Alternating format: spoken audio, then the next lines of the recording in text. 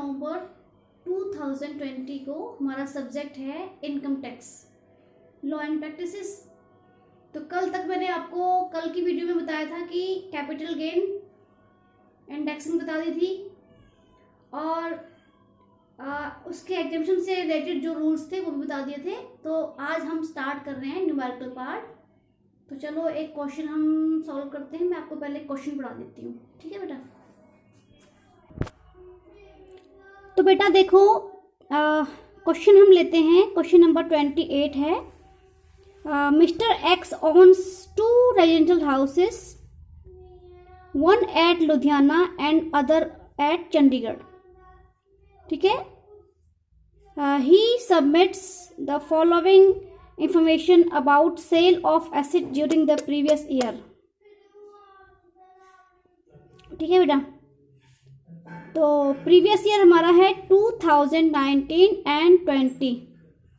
ठीक है, और इसका CII यानी कि कॉस्ट इन्फ्लेशन इंडेक्स हमको देखा है 289।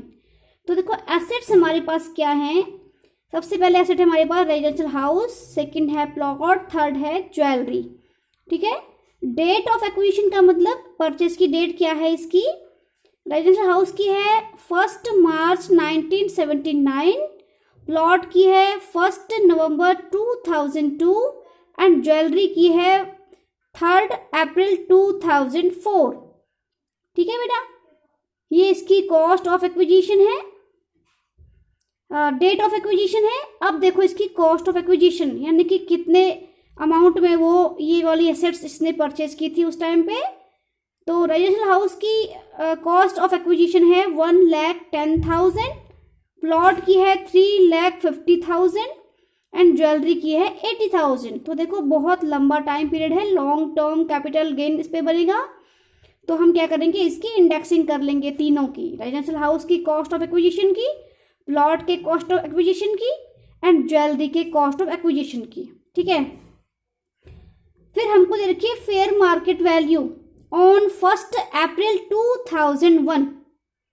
ठीक है, तो रेजिडेंशियल हाउस की हमको फेयर मार्केट वैल्यू दी है 6,80,000 और प्लॉट की नहीं दी है, ज्वेलरी की नहीं दी है। तो देखो ऐसा होता है कि अगर हमारा जो कॉस्ट ऑफ एक्विजिशन हमको 2001 से पहले की दे रखी है, बिफोर 2001 अगर हमको एक्विजिशन की कॉस्ट दी है तो हम, और साथ में हमको फेयर मार्केट वैल्यू भी दी है 2001 की, तो हम विच एवर इज हायर वो लेते हैं। ठीक है बेटा, तो हम हमारी हायर कॉस्ट है 6,80,000, CII देखा है इसका 100 और प्लॉट का है 105 एंड ज्वेलरी का है 113। फिर ठीक है, डेट ऑफ सेल देखो, इसकी सेल की डेट है 15 जून 2019, 16 जून 2019, 17 जून 2019, तीनों की है ये सेल डेट है। उसके बाद सेल प्राइस देखो, हाउस की सेल प्राइस है 25 लाख, प्लॉट की है 11,60,000 एंड ज्वेलरी की है 2,80,000। ये इनकी सेल प्राइस है। इन्वेस्टमेंट्स देखो, अब इसने इस सेल प्राइस से कौन कौन सी इन्वेस्टमेंट्स की हैं और कौन सी डेट को की हैं, कितनी अमाउंट की हैं। तो इन्वेस्टमेंट इसने की है, एक नया इसने रेजिडेंशियल हाउस इन्वेस्ट किया है, यानी कि इस पैसे से इसने रेजिडेंशियल हाउस खरीदा है 19 दिसंबर 2019 को और अमाउंट इसमें इन्वेस्ट किया है 13 लाख। उसके बाद bonds of national highway authority of India, ये भी अंडर सेक्शन 54 EC में इसकी एग्जेम्पशन मिलती है। तो ये इसने खरीदा है 12 दिसंबर 2019 को, यानी कि 6 मंथ के अंदर टाइम पीरियड में इसने जो है इसको खरीद लिया है, 1 लाख रुपये इसमें इन्वेस्ट किए हैं। ठीक है, तो अब हमसे उसने पूछा है कि भाई कैपिटल गेन कैलकुलेट करो। ठीक है, ये आपका क्वेश्चन था। तो अगर आपको क्वेश्चन समझ में आ गया है तो हमारा यहाँ पे आंसर अपने आप ही सॉल्व हो जाता है। तो मैं आपको सॉल्व करके बताती हूँ कि इसमें क्या क्या और किस तरीके से सॉल्यूशन इसका दिया हुआ है। ठीक है, तो देखो बेटा, ठीक है बेटा, क्वेश्चन आपको समझ में आ गया है, समझा दिया है। क्वेश्चन 3 हमारे पास एसेट हैं जो उसने सेल किए हैं, jewellery, residential house and plot. तो ये क्वेश्चन हमारा 10 मार्क्स का 101% आता है एग्जाम में, इसीलिए ये मैं आपको क्वेश्चन करवा रही हूँ। हम सबसे पहले एग्जाम में हमने इसी फॉर्मेट में आंसर देना है। सबसे पहले हेडिंग आएगी हमारी computation of capital gain of mister x. Mister x की ये 3 एसेट्स हैं, इसने इनको सेल करके और कैपिटल गेन इस पे इसको हुआ है, तो उसकी हम कंप्यूटेशन का मतलब कैलकुलेशन कर रहे हैं, तो कंप्यूटेशन कहते हैं इसको इनकम टैक्स के लैंग्वेज में। तो हमारी सबसे पहली हेडिंग आ जाएंगी एसेट्स। एसेट्स में आ जाएंगी jewellery, residential house and plot. ठीक है, तो अब हम सबसे पहले इन एसेट्स की सेल प्राइस लेंगे। यहाँ पे कि सेल प्राइस आपको क्वेश्चन में गिवन है। सेल प्राइस है ज्वेलरी की 2,80,000 और रेजिडेंशियल हाउस की 25 लाख एंड प्लॉट की 11,60,000। यानी कि जो ज्वेलरी है वो उसने 2,80,000 रुपए की बेची है एंड रेजिडेंशियल हाउस उसने जो है 25 लाख का बेचा है और प्लॉट उसने 11,60,000 रुपए का सेल किया है। ठीक है, तो ये हमारी सेल प्राइस आ गई। अब क्योंकि हमने कैपिटल गेन निकालना है इसलिए हम इसमें से क्या लेस करेंगे, कॉस्ट। और लॉन्ग टर्म कैपिटल एसेट है इसलिए हम उसकी कॉस्ट को, हर एक कॉस्ट को हम इंडेक्सिंग से करेंगे। परसों आपको इंडेक्सिंग बताया था, तो इंडेक्स कॉस्ट ऑफ एक्विजिशन यहाँ पे हमारा हेडिंग आ जाएगा। क्या हेडिंग आएगा, इंडेक्स्ड कॉस्ट ऑफ एक्विजिशन। ठीक है, तो हम इंडेक्सिंग करेंगे क्योंकि ज्वेलरी जब इसने खरीदी थी उस टाइम पे उसने 80,000 की खरीदी थी। ये जो ज्वेलरी है जो आज इसने 2,80,000 की बेची है, वो उसने परचेज किया था 80,000 रुपीज में। ठीक है, तो इंडेक्सिंग हम कैसे करते हैं, ज्वेलरी की 80,000 की कॉस्ट ले लेंगे, मल्टीप्लाई जो हमारा CII है सेल ईयर का, यानी कि 2019-20 के प्रीवियस ईयर का हमने CII लिया। देखो यहाँ पे 80,000 multiply CII of sale year transfer year 289, ठीक है, upon CII of purchase year, जिस ईयर में उसने इसको परचेज किया था। तो इस तरीके से हमारी जो है indexed cost of acquisition of jewellery आ जाएगी। इसको शॉर्ट आउट करके हमारा आएगा 2,04,602 रुपीज। ठीक है, तो ये इंडेक्स कॉस्ट है ज्वेलरी की, ये सेल प्राइस है ज्वेलरी की, ये इंडेक्स कॉस्ट ऑफ एक्विजिशन है यानी कि परचेज कॉस्ट है ये, लेकिन इसको हमने क्या कर दिया, इसको हमने इंडेक्स कर दिया। ठीक है, तो सेल प्राइस में से index cost of acquisition less करके हमारा कैपिटल गेन ये बचा है। ठीक है, ऐसे ही हम रेजिडेंशियल हाउस की जो कॉस्ट थी, ठीक है, कॉस्ट उसकी कम थी और 1 अप्रैल 2001 को इसकी फेयर मार्केट वैल्यू 6,80,000 ज्यादा थी। तो कॉस्ट और fair market value whichever is higher हम लेते हैं, इसलिए हायर है 6,80,000, तो उसको हम मल्टीप्लाई कर देते हैं 289 यानी कि CII ऑफ सेल ईयर। ठीक है, सेल ईयर यानी कि 2019-20 का जो हमारा CII है यानी कि कॉस्ट इन्फ्लेशन इंडेक्स है वो है 289, मल्टीप्लाई कर देंगे। ठीक है, और 100 क्या है 2001-2002 का ये CII है। ये 2 इंडेक्स हमको लेने होते हैं, एक सेल ईयर का एक परचेज ईयर का या 2001 का। ठीक है, फेयर मार्केट वैल्यू वाले केस में। तो ये ऊपर हम लेते हैं हर एक केस में, जब भी हम इंडेक्सिंग कर रहे हैं तो मल्टीप्लाई हमेशा किससे होगा, सेल ईयर के कॉस्ट इन्फ्लेशन इंडेक्स से हम उसको मल्टीप्लाई करते हैं और परचेज ईयर के CII से हम उसको डिवाइड करते हैं। ठीक है, वही चीज यहाँ पे भी आ गई। तो इसको शॉर्ट आउट करके हमको अमाउंट मिला है 19,65,200।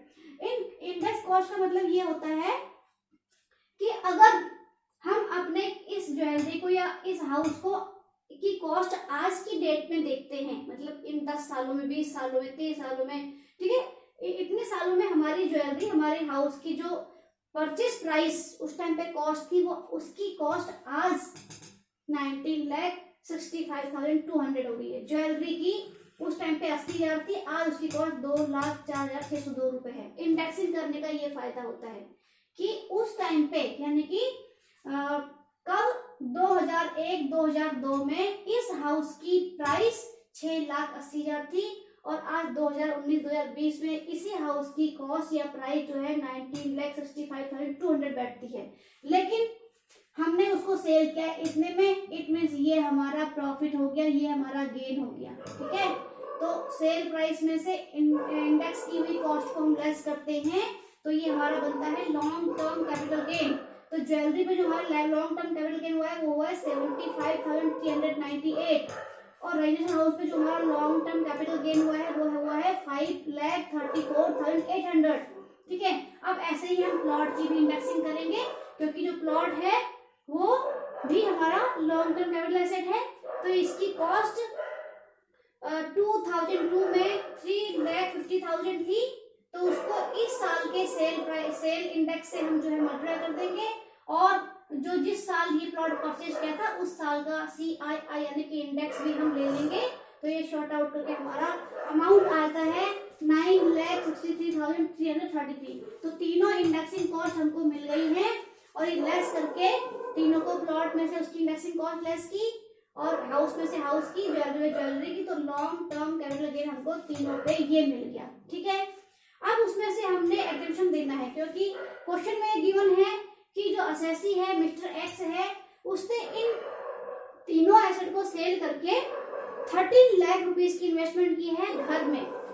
ठीक है, हाउस पे, यानी कि जो हाउस है, यानी कि रेजिडेंशियल हाउस को बेचकर, और उसने एक रेजिडेंशियल हाउस ही खरीदा है।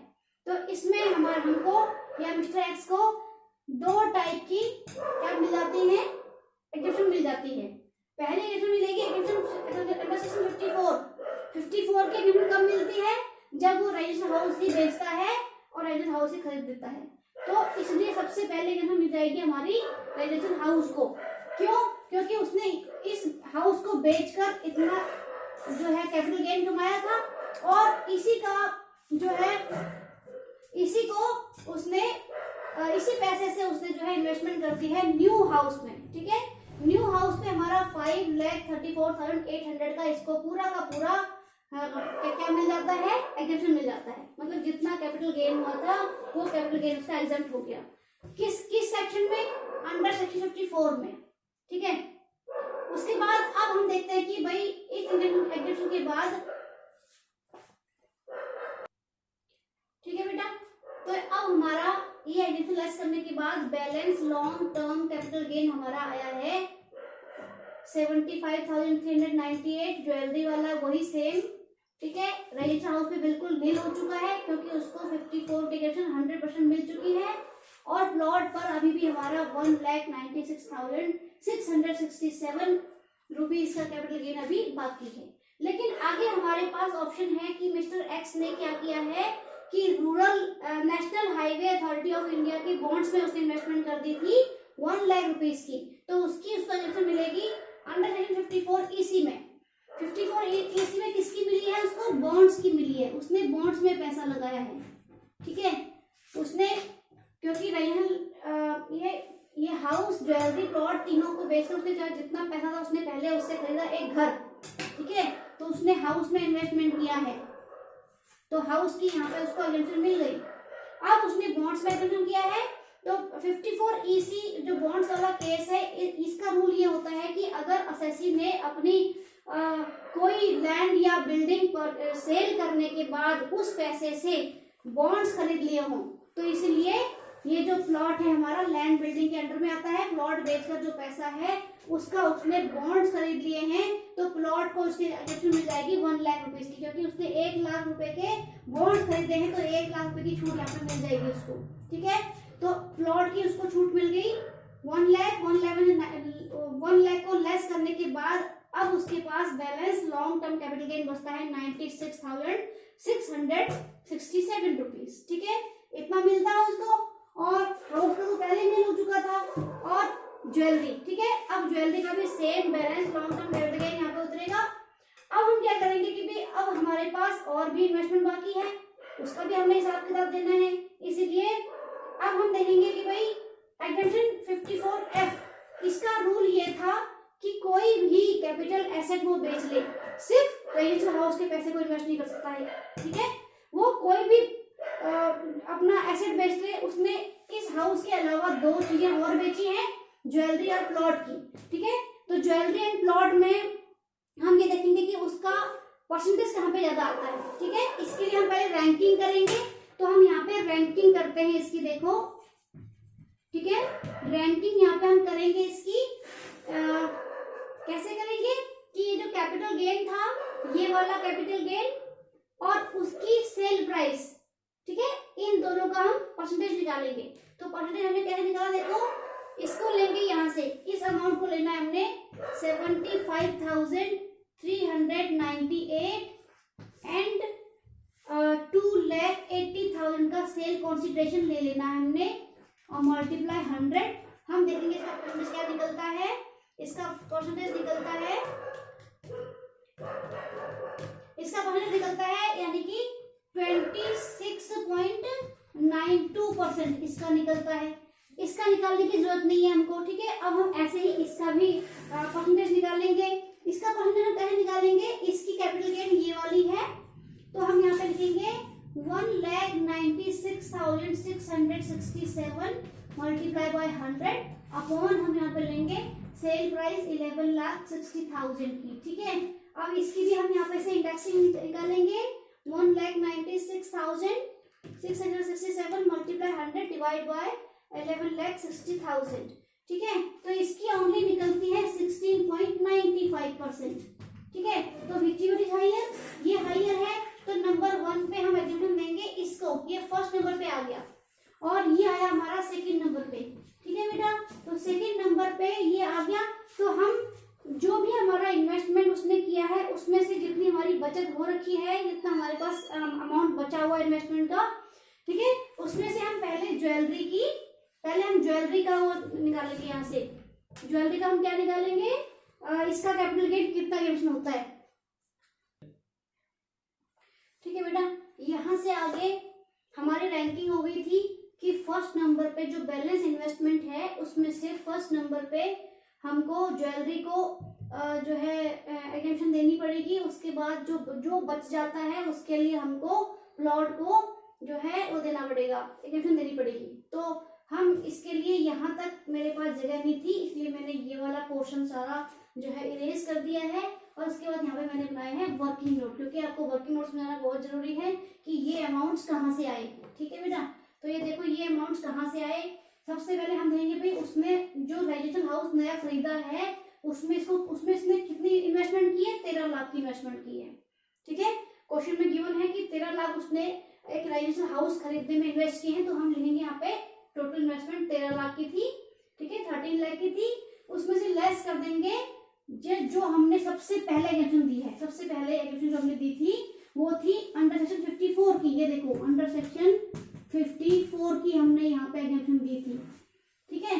तो यही एग्जेम्पशन हम यहाँ पे लेस कर देंगे, मतलब जो असेसी ने 13 लाख रुपए खर्च किया है उसका हिसाब किताब दे रहा है वो कि 13 लाख में से मैंने इतना मेरे को एग्जेम्पशन मिल गया, अब बचा ये, तो ये जो पार्ट बचा है ये प्लॉट और ज्वेलरी के लिए बचा है। तो इसमें से कितना ज्वेलरी को देना है और कितना पोर्शन प्लॉट को देना है एग्जेम्पशन, उसके लिए हमने यहाँ पे रैंकिंग निकाली।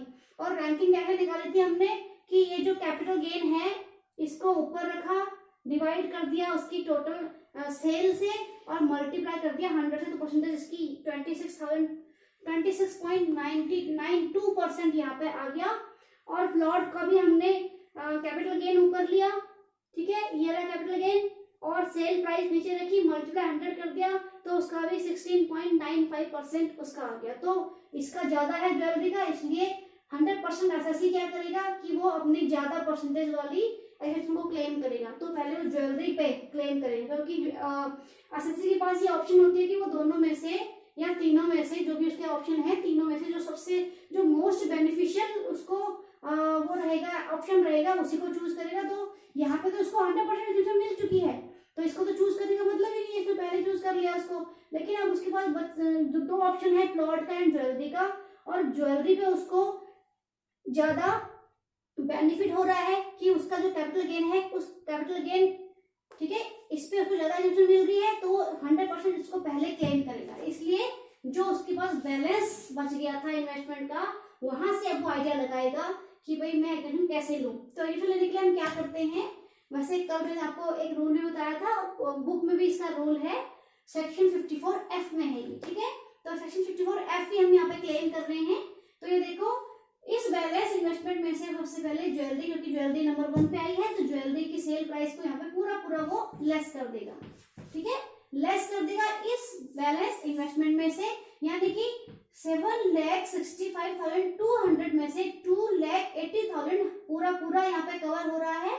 इट मीन्स ज्वेलरी को 100% एग्जम्पशन मिल जाएगी, ठीक है, इसलिए हमने ज्वेलरी का जो कैपिटल गेन था वो 100% यहाँ पे एग्जम्प्ट कर दिया और उसकी टैक्सेबल वैल्यू नील हो गई कैपिटल गेन की, मतलब ज्वेलरी का भी उसका 100% कवर हो रहा है, ठीक है। अब इसमें इसको लेस करने के बाद जो बचता है हमारे पास, वो बैलेंस बचता है हमारे पास बैलेंस इन्वेस्टमेंट का 4,85,200 रुपये अभी बचता है हमारे पास, ठीक है। तो हमने इसका हिसाब किताब देना है। अब क्योंकि हम ये देखेंगे कि भाई लास्ट ऑप्शन हमारे पास प्लॉट है, प्लॉट को हम देखें, लेकिन प्लॉट का जो इस प्राइस में से प्लॉट का सेल प्राइस पूरा पूरा कवर नहीं हो रहा है, क्योंकि ये ओनली है 4,85,200, जबकि उसका सेल प्राइस है 11,60,000। इसको हम कंपेयर करते हैं, हमेशा इन सेल प्राइस से हम कंपेयर करेंगे कि उन सेल प्राइस का कितना पैसा, कितना परसेंट हमने इस इन्वेस्टमेंट में लगाया है। समझ रहे हो कि इस तीनों चीजों को सेल करके हमने कितना इस पे इन्वेस्टमेंट लगाया है, ठीक है। तो यहाँ पे प्लॉट का एग्जम्पशन निकालेंगे, exemption for plot, exemption for plot. तो देखो बैलेंस हमारे पास ये बच गया था, इसी को ऊपर ले लेंगे और इसकी प्लॉट की सेल प्राइस नीचे लेंगे। ऐसा हम क्यों करें, क्योंकि हम ये देख रहे हैं कि प्लॉट की जो सेल प्राइस है 11,60,000 की, उसमें से जो ये बैलेंस बच गया है हमारे पास, ये बैलेंस उस अमाउंट का कितना परसेंट है, यानी हम रेशियो निकाल रहे हैं। तो जितना इनका रेशियो निकलेगा उसका कैपिटल गेन भी उतना ही एग्जम्प्ट होगा। तो जब हमने इसको शॉर्ट आउट किया, कैसे किया हमने, ये जो हमारे पास इन्वेस्टमेंट बच गई है बैलेंस इन्वेस्टमेंट, उसको हमने ऊपर ले लिया, डिवाइड कर दिया उसको सेल प्राइस ऑफ प्लॉट से और multiply capital gain of plot, यानी कि ये वाला नीचे वाला लेंगे, यही वाला लेंगे जो हमारा मेन कैपिटल गेन है, ठीक है। इसको डिवाइड करके, इसको शॉर्ट आउट करके हमारे पास अमाउंट आ गया इतना, यानी कि 1,96,667,000 के जो कैपिटल गेन है उसमें से सिर्फ और सिर्फ इतना ही उसको एग्जम्पशन मिलता है। हालांकि उसको 1 लाख रुपए की यहाँ पे एग्जम्पशन मिली है, लेकिन ये उसको सेक्शन 54EC में मिली है और हम कैलकुलेट कर रहे हैं सेक्शन 54F का। तो 54F के अंडर में उसको मिलेगी इतनी एग्जम्पशन, 1 लाख वो मिल गई और 82,261 रुपीज की एग्जम्पशन उसको मिल गई 54F में। तो 54F में ये हम इसकी ये जो बैलेंस कैपिटल गेन था उसमें से हम ये 82,261 अमाउंट को हम लेस कर देंगे, ये इतना एग्जम्प्ट हो गया, इतना ही हमारा टैक्सेबल है। तो टैक्सेबल गेन हमारा ये है, ठीक है। और ज्वेलरी हमारी फुल्ली एग्जम्प्टेड हो गई, रेजिडेंशियल हाउस हमारा पहले ही फुल्ली एग्जम्प्टेड हो चुका था, समझ गए। तो ये प्लॉट का जो है हमको इतना ही एग्जम्पशन मिल पाया, क्योंकि वो जो बैलेंस इन्वेस्टमेंट था उसमें प्लॉट का सेल प्राइस पूरा पूरा कवर नहीं हो रहा था। तो बेटा ये आपका एक 10 मार्क्स का क्वेश्चन है जो आपको 100% 10 मार्क्स दिलाएगा। तो इसमें आपने ये वर्किंग नोट अलग से शो करना है। देखो मैंने स्पेशली इसका लिखा है, मेरे पास जगह नहीं थी यहाँ बोर्ड पे, इसलिए मैंने पहले इधर का पार्ट सारा इरेज किया है, उसके बाद इतने हिस्से में मैंने आपका वर्किंग नोट बनाया है, ठीक है। तो आपने सारा का सारा करना है, बाकी कल की वीडियो में अगला क्वेश्चन कराऊंगी आपको।